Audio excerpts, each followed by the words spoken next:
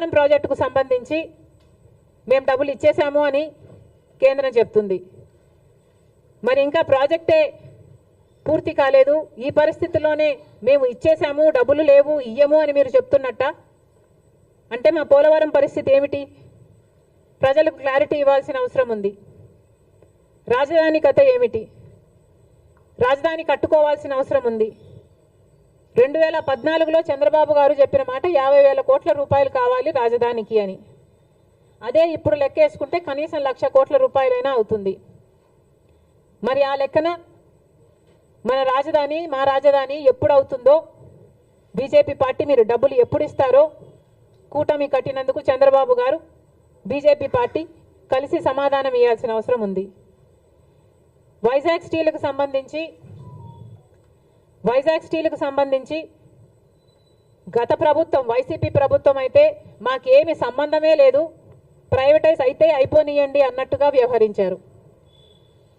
అసలు మా దగ్గర డబ్బులు లేవు అని ఎలక్షన్ క్యాంపెయిన్లో జగన్మోహన్ రెడ్డి గారి దగ్గరికి వెళ్ళి అడిగితే ఆయన అన్నారంట, అవునా నష్టాలలో ఉందా అని ఆశ్చర్యపోయాడట.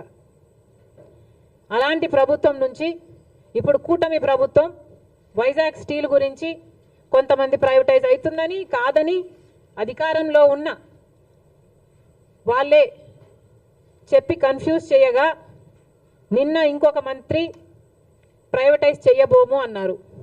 మంచిది సార్, ప్రైవేటైజ్ చేయడానికి వీలు కూడా లేదు, మేమెవరం ఒప్పుకోము.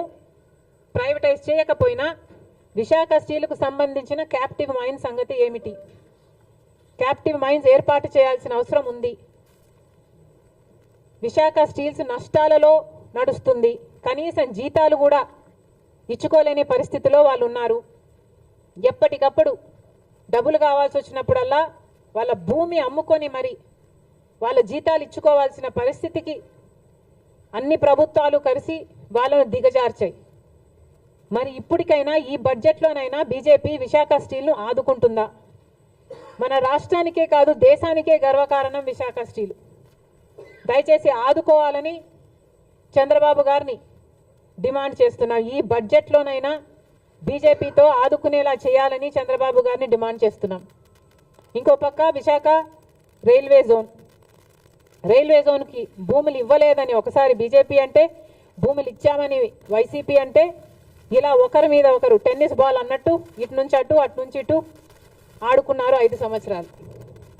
ఇప్పుడు చెప్పండి, వైజాగ్ జోను, రైల్వే జోన్ కథ ఏమిటి? ఎప్పుడు చేస్తారు? ఎంత ఇస్తారు? మాట్లాడాల్సిన అవసరం ఉంది. ఇదే కాకుండా ఉత్తరాంధ్రకైనా రాయలసీమకైనా స్పెషల్ ఎకనామిక్ ప్యాకేజీలు సంగతి ఏమిటి? ఎంత ఇస్తున్నారు? చంద్రబాబు గారు సంవత్సరానికి 1,00,000 కోట్లు ఇస్తే మా అవసరాలన్నీ తీరుతాయి నెక్స్ట్ 5 సంవత్సరాలకి అన్నట్టుగా మాట్లాడినట్లుంది. కానీ చంద్రబాబు గారిని ప్రశ్నిస్తున్నాం, సంవత్సరానికి 1,00,000 కోట్లు అంటే 5 సంవత్సరాలకు 5,00,000 కోట్లు ఇస్తే ఎలా సరిపోతుందో చంద్రబాబు గారు ప్రజలకు వివరించాల్సిన అవసరం ఉంది. ఎందుకంటే కాంగ్రెస్ పార్టీ విభజన రోజున అన్ని హామీలకు మనీ ఈక్వివలెంట్గా ట్రాన్స్లేట్ అయితే కనీసం 12 నుంచి 15 లక్షల కోట్ల రూపాయలు విలువ చేస్తాయి ఆంధ్ర రాష్ట్ర విభజన హక్కులు, హామీలు అన్నీ కలిపి అని ఒక అంచనా వేస్తే చంద్రబాబు గారు మాత్రం సంవత్సరానికి 1,00,000 కోట్లు ఇవ్వండి మేము సర్దుకుంటాం అన్న రీతిలో మాట్లాడడం సబబేనా? మనకు రావాల్సిన డబ్బుల్లో, మన రాష్ట్రానికి రావాల్సిన డబ్బుల్లో ఏ ఒక్క రూపాయి అయినా మనం ఎందుకు పోగొట్టుకోవాలి? చంద్రబాబు గారు, బీజేపీ సమాధానం చెప్పాలి.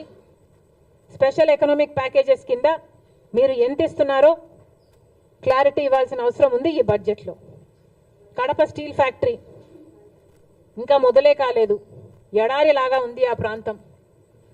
మరి మీరు డబ్బులు ఇవ్వాలి.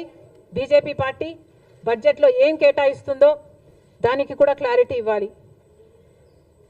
బీజేపీ పార్టీ ఇవన్నీ ఆంధ్ర రాష్ట్రానికి సంబంధించిన ఇవన్నీ ఒక ఎత్తైతే, ఇక ప్రతిసారి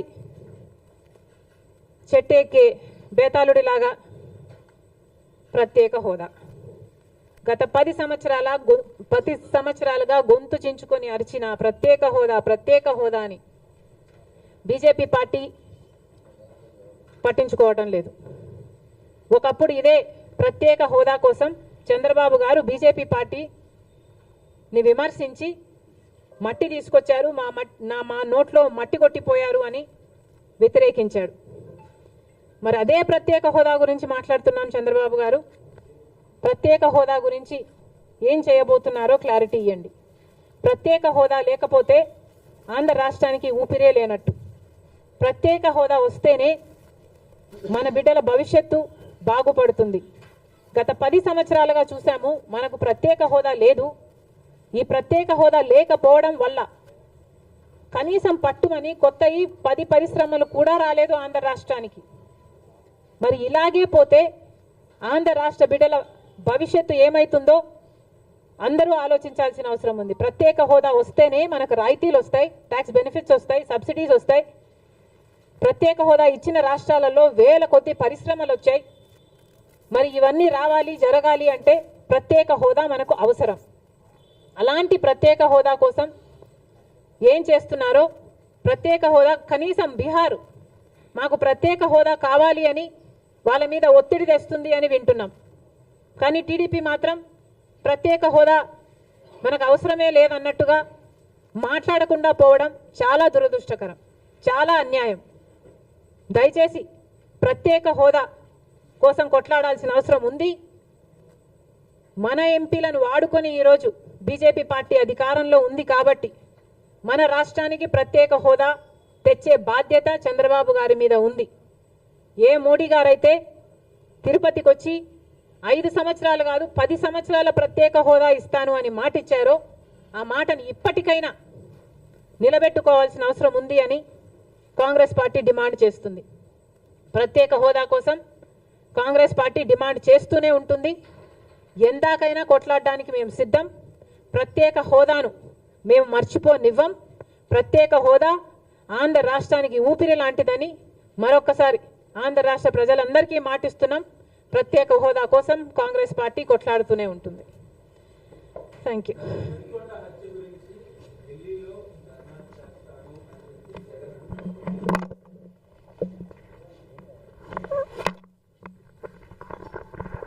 ఏది విత్తుతారో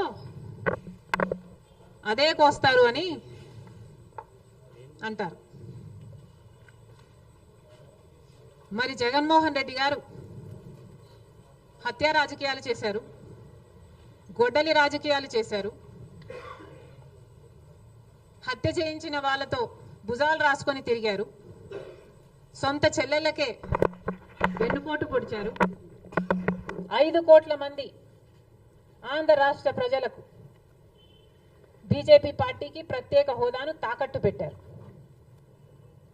ఈరోజు జగన్మోహన్ రెడ్డి గారు ఢిల్లీలో ధర్నా చేస్తారా?